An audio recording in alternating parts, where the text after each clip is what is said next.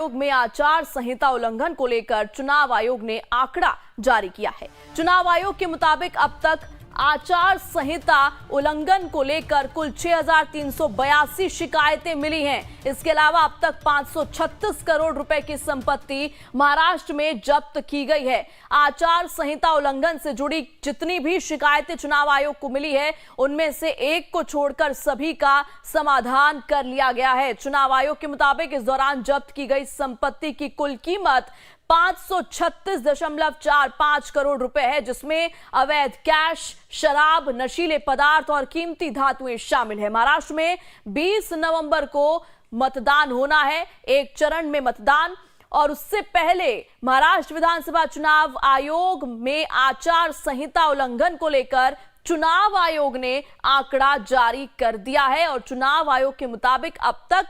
आचार संहिता उल्लंघन को लेकर कुल 6,382 शिकायतें मिली हैं और इसके अलावा अब तक 536 करोड़ रुपए की संपत्ति महाराष्ट्र में जब्त की गई है। इस खबर पर आगे की जानकारी के साथ हमारे संवाददाता कमलेश सिंह जुड़ चुके हैं। कमलेश जी, महाराष्ट्र विधानसभा चुनाव से पहले चुनाव आयोग ने आंकड़ा जारी किया है आचार संहिता के उल्लंघन का, और अब तक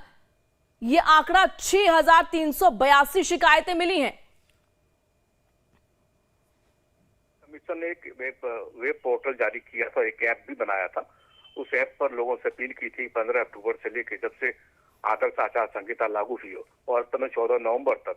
कि आप जितना भी कंप्लेन है इलेक्शन कमीशन की गाइडलाइंस का वायलेशन का आप कंप्लेन कर सकते हैं। उस ऐप पर जो ऐप है उस पर जो कंप्लेन आया है उसमें लगभग 6,000 से ज्यादा कंप्लेन, 6,382 कंप्लेन आए हैं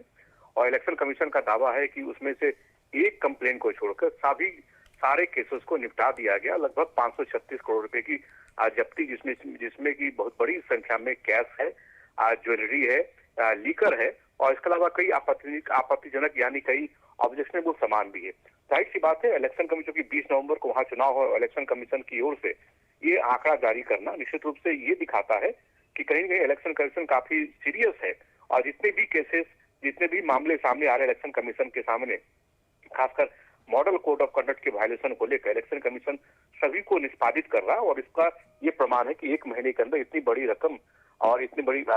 के साथ साथ शराब और कैश इलेक्शन कमीशन ने जब्त की है। लेकिन इलेक्शन कमीशन ने भी कहा है कि अभी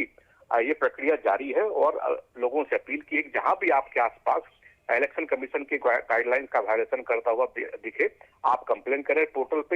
पे और आपकी कंप्लेन को तुरंत इलेक्शन कमीशन निष्पादित करेगी। जी अच्छा कमलेश जी, इसका कुछ असर आने वाले इलेक्शंस पर पड़ सकता है क्या?